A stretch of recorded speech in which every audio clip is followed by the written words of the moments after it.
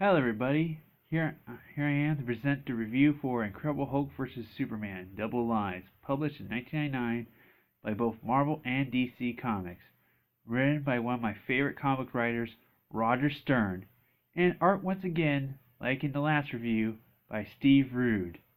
The plot centers around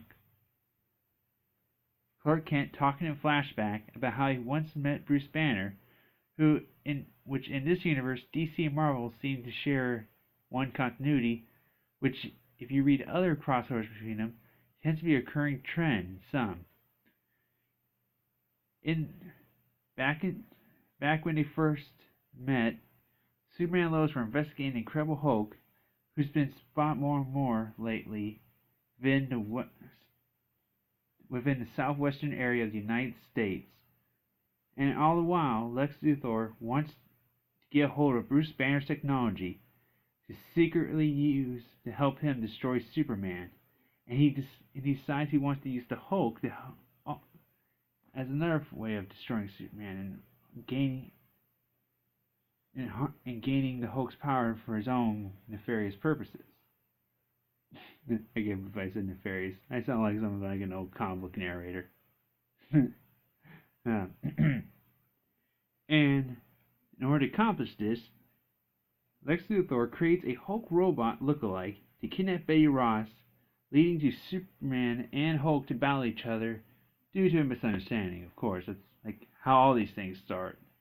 One guy misunderstands somebody, someone gets mind controlled, or something, or forced to fight someone because a loved one's captured. You know how it is.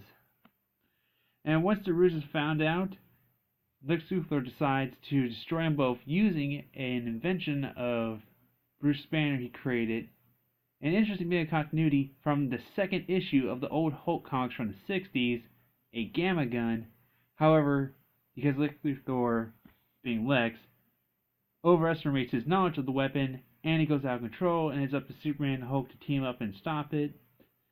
And at the end of the story, Superman talks in present time, talks about how he wished he was there for Bruce, and he wishes him the best of luck, because this takes place, well, I'm not sure if it's a spoiler, seeing how this is about 16 years old.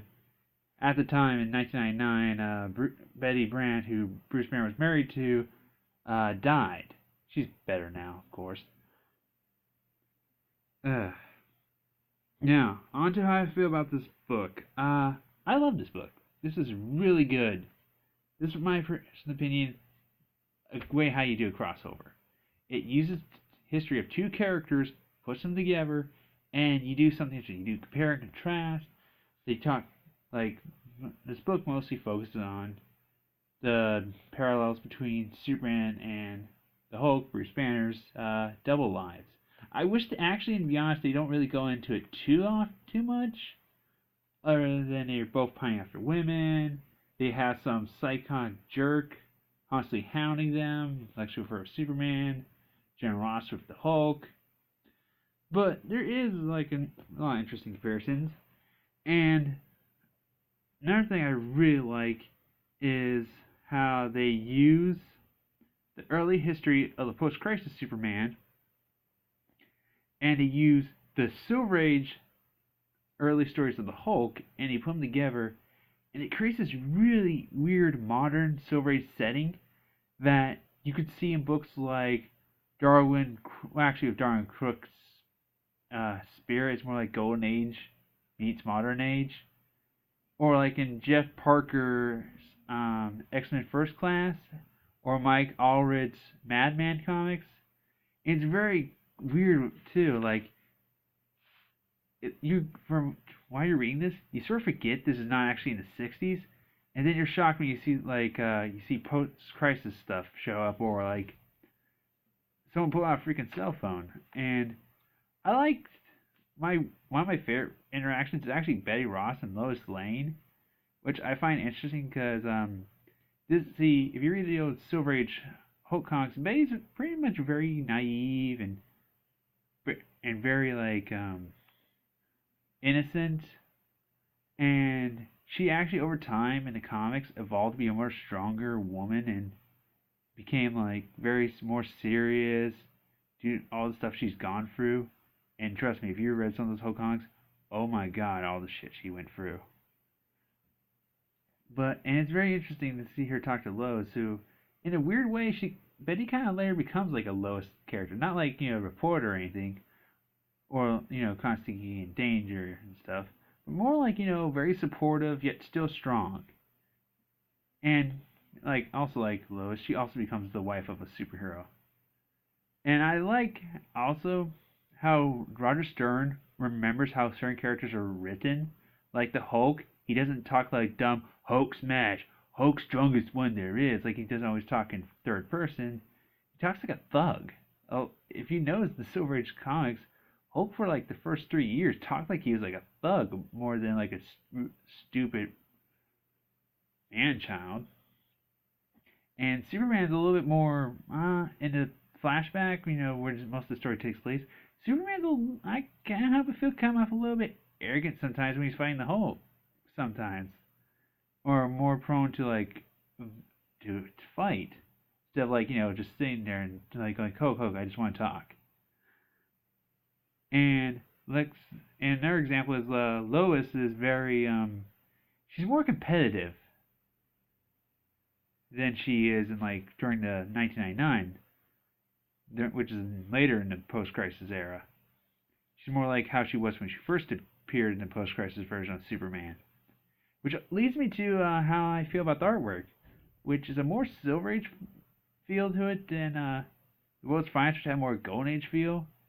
And to be honest, I prefer the art in World's Finest mostly because I think they do a little bit more tricks of it, like more like creative use of inking and more creative use of like silent pages and big like scene moments, like Superman lifting up the cord to a nuclear plant into outer space. But I think it's because he's trying really hard to capture like a Jack Kirby feel with this book, and he does a really good job of catching like how a Silver Age Marvel fight scene plays out.